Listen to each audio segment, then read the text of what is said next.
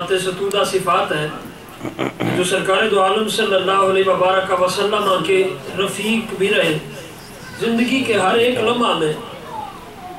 صرف یہی نہیں ہے کہ ظہور اسلام اور اعلان نبوت کے بعد آپ حضور کی خدمت میں آئے، بلکہ لڑک پن، جوانی، شباب، حتیٰ کہ پھر مکی دور، مدنی دور، غزوات، ہر ایک لمحہ میں جو ذات ہمیشہ سرکار دو عالم صلی اللہ علیہ وسلم کے ساتھ رہی ہے وہ سیدنا صدیق اکبر رضی اللہ تعالیٰ عنہ کی ذات ستودہ صفات ہے۔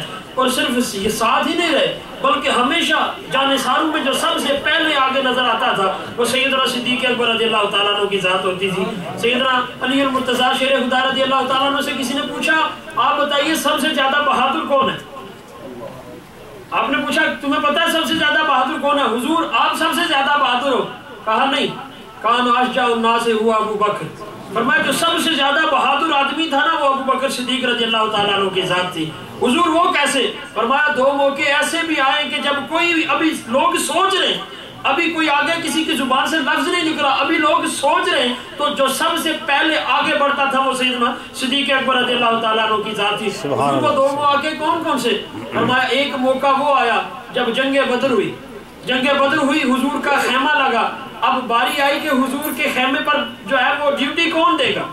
حضور جب اپنے خیمے میں تشریف فرما ہوں گے تو اس کے گرد پیرا کون دے گا؟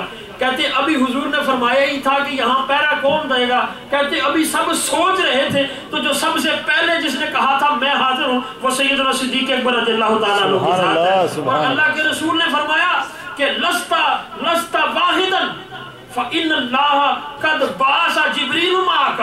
فرمایا تو اکیلا نہیں ہے، اللہ تیرے ساتھ جبریل کو بھی مبعوث کرے گا کہ وہ تیری ساتھ مدد کرے گا۔ یہ وہ سیدنا صدیق اکبر رضی اللہ تعالیٰ عنہ کی ذات ہے۔ اور پھر اپنے نبی سے محبت کا یہ عالم ہے کہ اپنی جان، اپنی مال، اپنی اولاد کو صرف حضور کی خدمت کے لیے پیش کیے رکھا۔ اور پھر یہی یہاں تک بات نہیں ختم ہوتی ہے، جب واقعہ عفق ہوتا ہے، اب اپنی اولاد ہے، سیدنا عائشہ صدیقہ رضی اللہ تعالیٰ عنہ، سیدہ عائشہ بیٹی ہیں، لیکن جب حضور ناراض ہوئے، حضور نے رخ پھیرا، حضور نے خاموشی اختیار کی، سیدنا صدیق اکبر نے اپنی بیٹی ہونے کے باوجود بھی بات نہ کی۔ یہ ہر محبت کو، اپنی ہر ایک محبت کو حضور کی محبت پر قربان کرنے والی ذات سیدنا صدیق اکبر رضی اللہ تعالیٰ عنہ کی ہے۔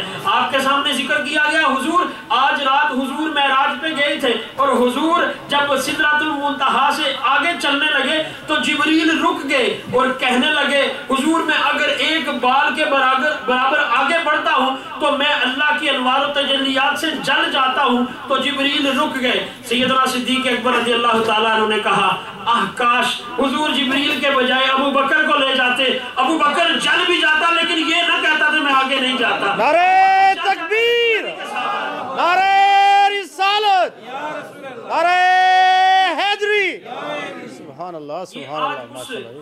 ذات والا صفات اس محبوب اور محب رسول کی بات ہے کہ اللہ کے رسول نے اپنے آخری خطبوں میں سے ایک خطبے میں کہا تھا لوگوں کائنات میں کوئی شخص ایسا نہیں ہے کہ جس کے احسان کا بدلہ میں نے نہ دیا ہو، لیکن سوائے ابو بکر کے اس کے احسانات اتنے ہیں کہ کل قیامت کے دن میرا رب اس کا بدلہ عطا کرے گا۔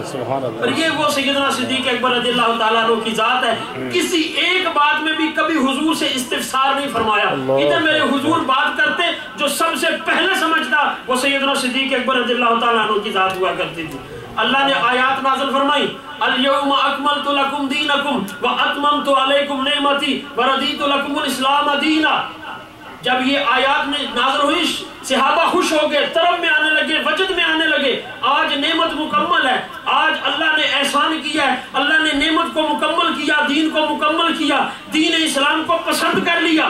صحابہ طرب میں آگئے، لیکن ایک بندہ جو بے ہوش ہو کے گر پڑا تھا وہ سیدنا صدیق اکبر رضی اللہ تعالیٰ عنہ کی ذات تھی۔ اب سوال کرنے والے کہنے لگے حضور کیا بات ہے، یہ خوشی کا عالم ہے، یہ ابو بکر روتا ہے، حضور یہ خوشی کا موقع اللہ نے نعمت عطا کی ہے اور یہ ابو بکر روتا ہے۔ جب پوچھا گیا ابو بکر کیوں روتے ہو، وجہ کیا ہے؟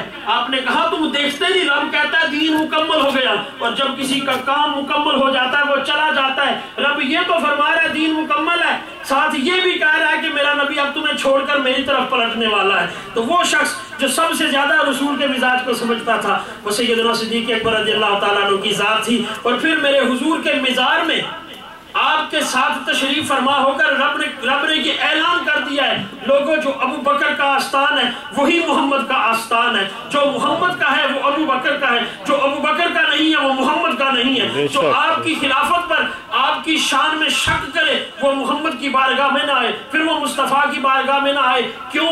سیدہ عائشہ صدیقہ رضی اللہ تعالی عنہا آپ فرماتی ہیں میرے حضور کی ظاہری زندگی کے آخری ایام تھے، میرے حضور نے حکم دیا ابو بکر کو کہو کہ نماز پڑھائے۔